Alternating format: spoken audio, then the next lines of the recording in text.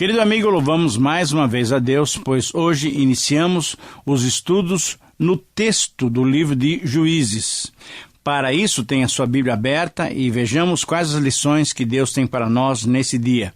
O nosso propósito hoje é estudar todo o capítulo 1 com seus 36 versos. Muito bem, muitos que estão nos ouvindo agora talvez perguntem, mas por que estudar um livro do Antigo Testamento como o livro de Juízes? Não seria melhor estudarmos uma das cartas do Novo Testamento? Ou talvez até uma parábola de Jesus? É lógico que estamos mais familiarizados com os escritos neotestamentários, mas certamente toda a Bíblia merece a nossa atenção e nossa dedicação em estudá-la. Porém, especificamente temos muito boas razões para estudarmos esse livro que relata um período tão importante na história de Israel. Juízes está cheio de histórias sensacionais, tão empolgantes quanto qualquer manchete dos nossos dias. Veja só, em se tratando de melodrama, assassinatos horríveis, explorações sexuais, feitos de poder sobre-humano, mutilações bizarras, nenhum tabloide, nenhum jornal poderia oferecer algo melhor. Por trás das histórias sensacionais, porém, encontram-se lições eternas que nunca você encontraria num jornal diário. O livro de Juízes, então, mostra o que pode acontecer quando uma sociedade decai na anarquia moral. Mas mostra também a redenção misericordiosa de Deus quando o povo clama por ele em arrependimento. Será que não é isso que nós estamos precisando nesses nossos dias, no nosso país? Os acontecimentos narrados no livro de Juízes mostram o confuso período da história de Israel, que vai desde a conquista da Palestina até o período imediatamente anterior ao da monarquia. Isto é, vai de 1375 a.C. até aproximadamente 1025, 1000 a.C. Embora Canaã já tivesse sido conquistada, distribuída e ocupada durante o período da liderança de Josué, havia muitas regiões que ainda impunham resistência e necessitavam ser destruídas individualmente pelas tribos que ocupavam aqueles territórios. O que vamos encontrar no estudo desse livro é exatamente o relato dessas lutas e batalhas que os israelitas tiveram que enfrentar na tentativa de completar a posse da terra. As lições espirituais que perceberemos de cada um dos episódios e os exemplos das vidas dos personagens alistados, certamente servirão para que façamos aplicações com relevância para as nossas próprias vidas. Querido amigo, diante dessas considerações iniciais, espero que você se entusiasme e que comigo, com seu pequeno grupo, você estude esse livro, cujo título pode ser expresso através da seguinte frase: o contínuo perdão divino para um povo arrependido. Muito bem, nesse primeiro capítulo, ao vermos o contexto político do período dos juízes, percebemos uma clara diferença entre esse período e o período de Josué. No livro de Josué, vemos que o povo vitoriosamente foi conquistando a terra prometida, mas em Juízes, nós vamos verificar o povo já estabelecido, já habitando nessa terra, tentando se habituar a essa nova situação de vida.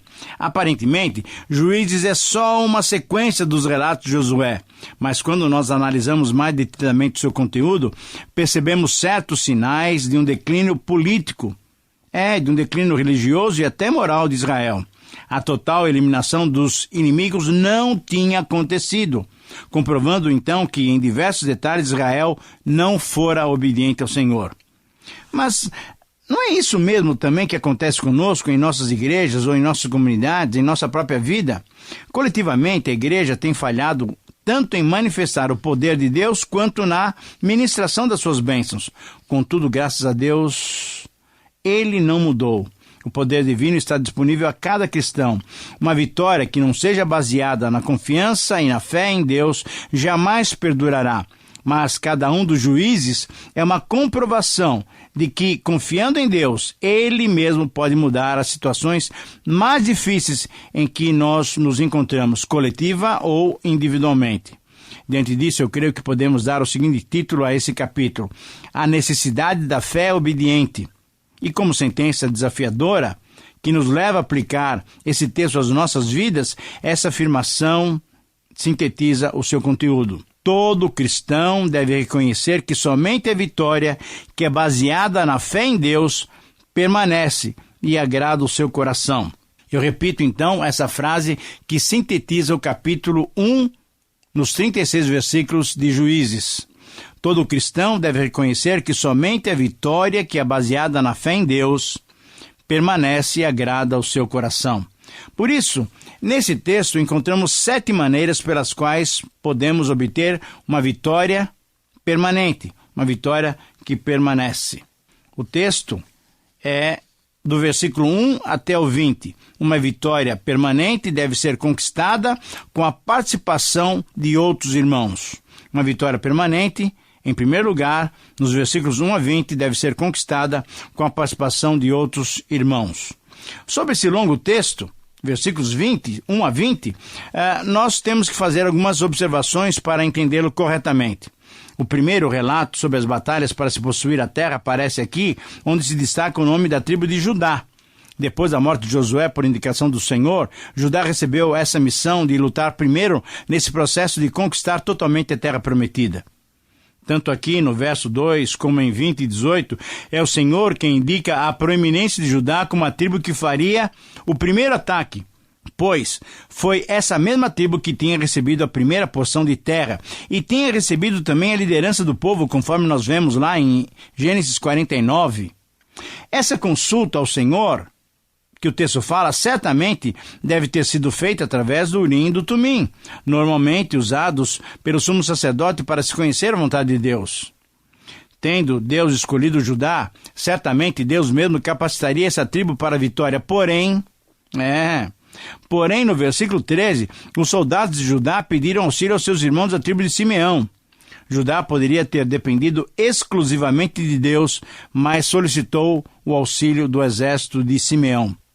A tribo de Simeão ganhara sua herança no meio do território de Judá, e certamente por isso Judá quis colocar Simeão na luta, embora Deus não tenha especificado essa maneira de proceder. Porém, pela graça infinita do Senhor, nos versículos 4, 5 e 6, mostram a vitória esmagadora de Judá e Simeão contra os cananeus e ferezeus na região sul da Palestina. Destaca-se nesse ponto a humilhação que fizeram a Adoni-Bezeque.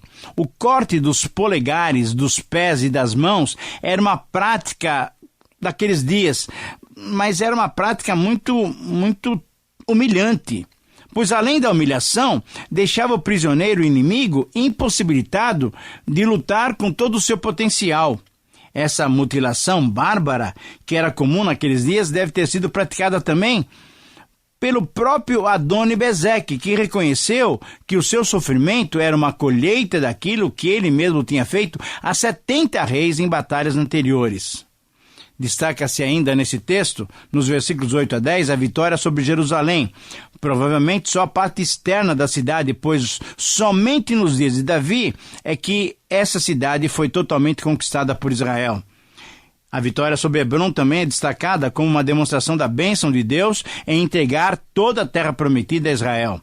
Nos versículos 11 a 15 temos o relato específico da conquista de Otoniel, sobrinho de Caleb, que recebeu do seu tio a sua prima Axa por esposa, pela sua valentia, pelo seu heroísmo na conquista de Debir. Outras conquistas são descritas nos versos seguintes, destacando-se a participação dos descendentes de Jetro, sogro de Moisés, que foram habitar com os moradores do deserto. Também, nesse texto longo, de 20 versículos, também se registra a vitória sobre Gaza, Ascalon e Ecrom, 3 das principais cidades habitadas pelos filisteus.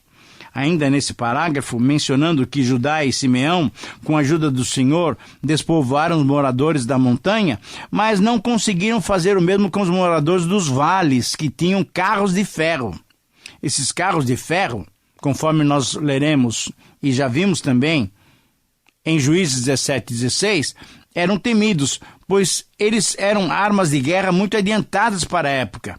Eram carros revestidos de ferro difíceis de serem combatidos pela velocidade e pela segurança que proporcionavam seus ocupantes.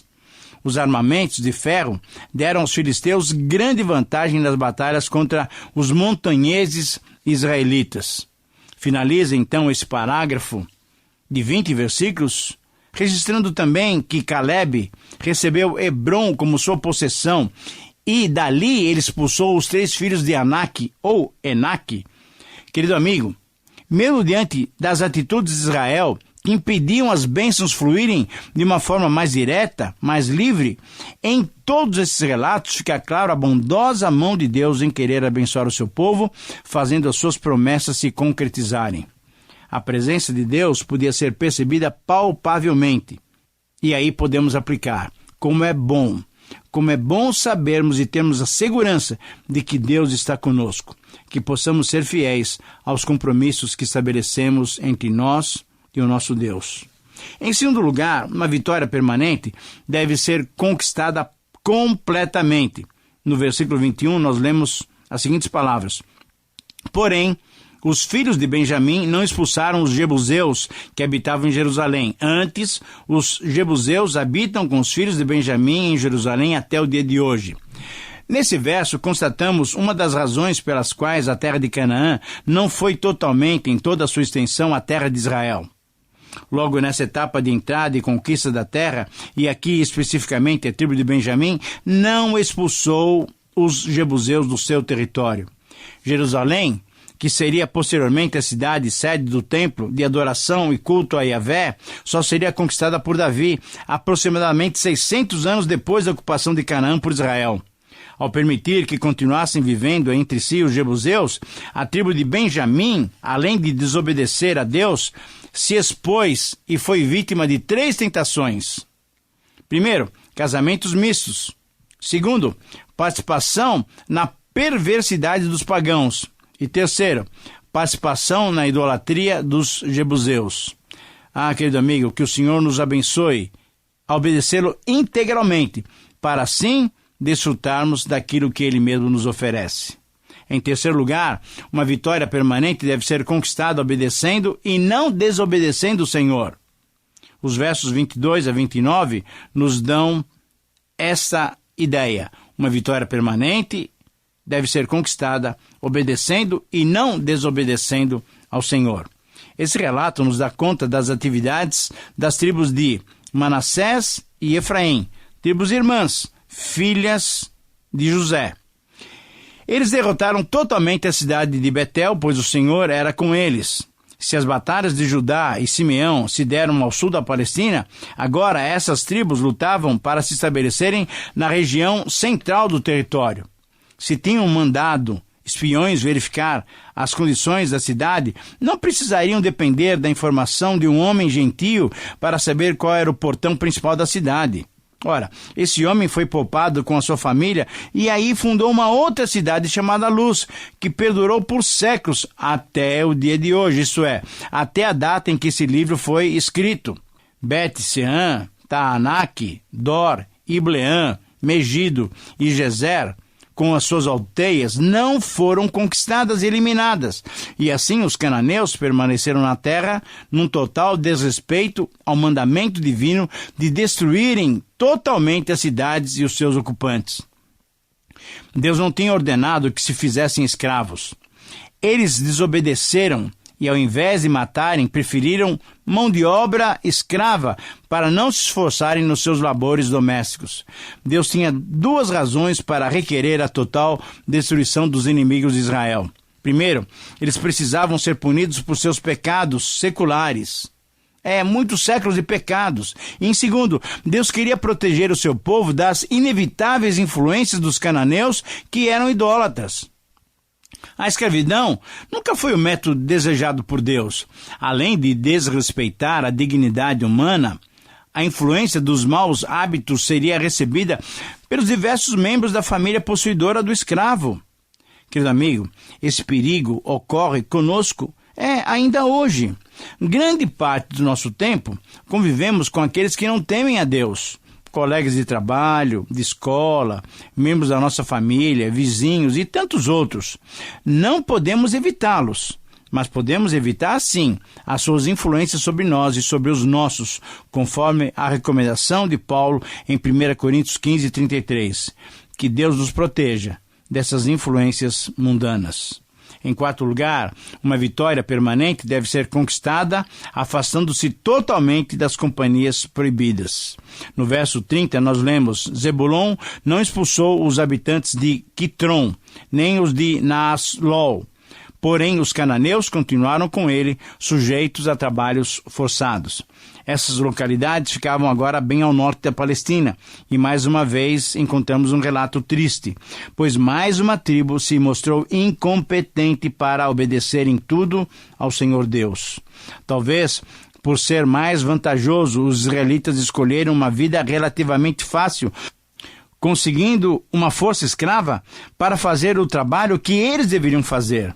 Porém, o trabalho forçado não era o que Deus tinha planejado para os inimigos de Israel. Querido amigo, temos pessoas das quais devemos nos separar, mesmo se formos motivo de zombaria. Se não procedermos assim, corremos o risco de perder a vida abundante que Deus tem para nós. Em quinto lugar, uma vitória permanente deve ser conquistada mantendo-se fiel aos projetos de Deus, conforme os versículos 31 e 32.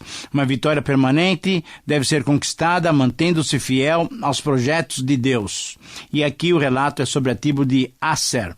Aqui temos mais uma descrição de quantos povos, quantas cidades-estados estavam no meio do povo de Israel, ficaram no meio do povo de Israel.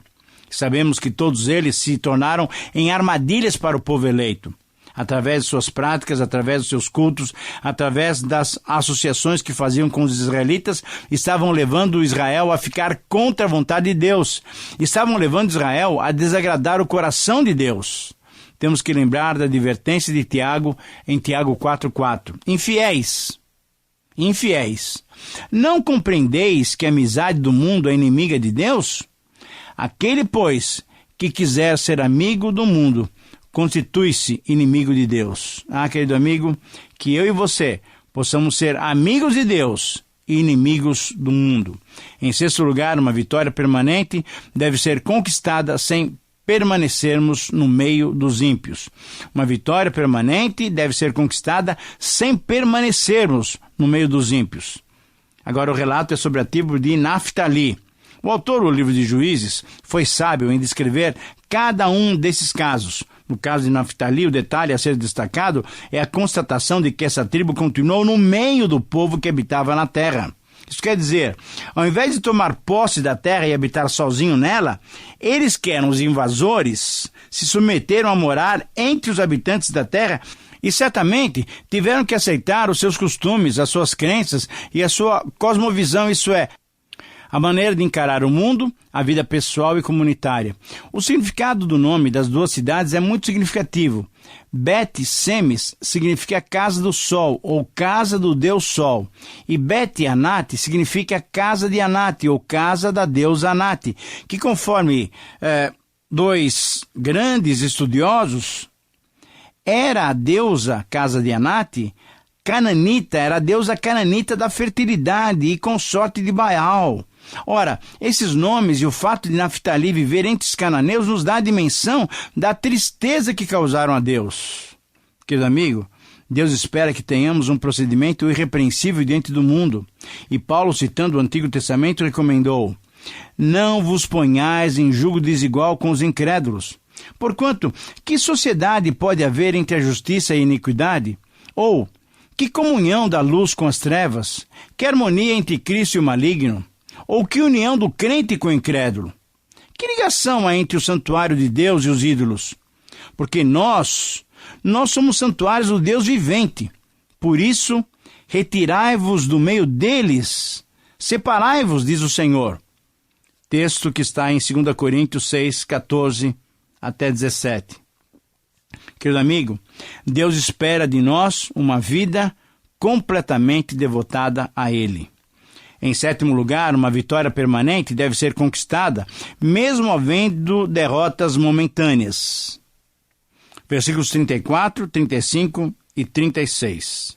O capítulo termina, então, mostrando mais uma das tribos de Israel envolvidas nesse processo de declínio político, declínio religioso e declínio ético de Israel.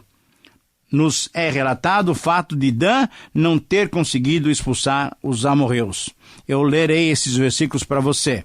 Os amorreus arredaram os filhos de Dan até as montanhas e não os deixaram descer ao vale.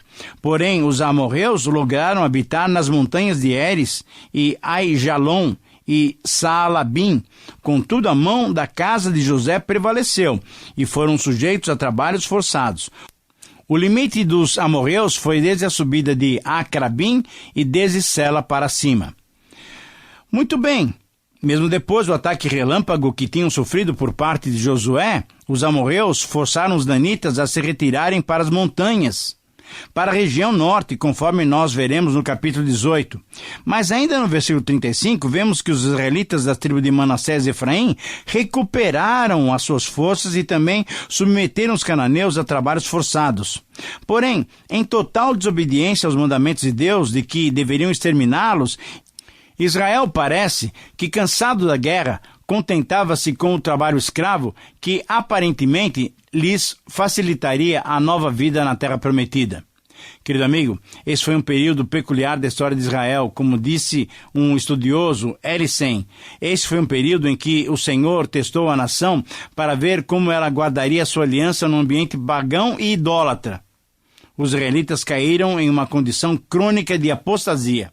Aceitavam entusiasticamente os livramentos do Senhor, mas quando lhes faltava uma forte liderança, retornavam rapidamente às práticas pagãs que os rodeavam.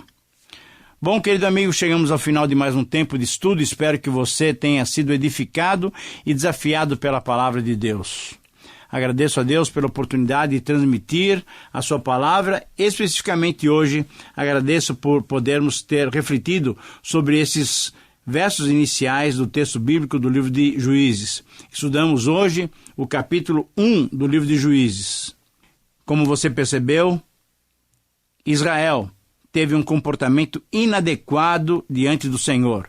Não conseguiu completar a sua tarefa de expulsar, de eliminar completamente os cananeus da sua terra. Vamos dar continuidade nos próximos estudos, estudando, revendo, analisando todo esse período dos Juízes. Que Deus te abençoe. Um grande abraço.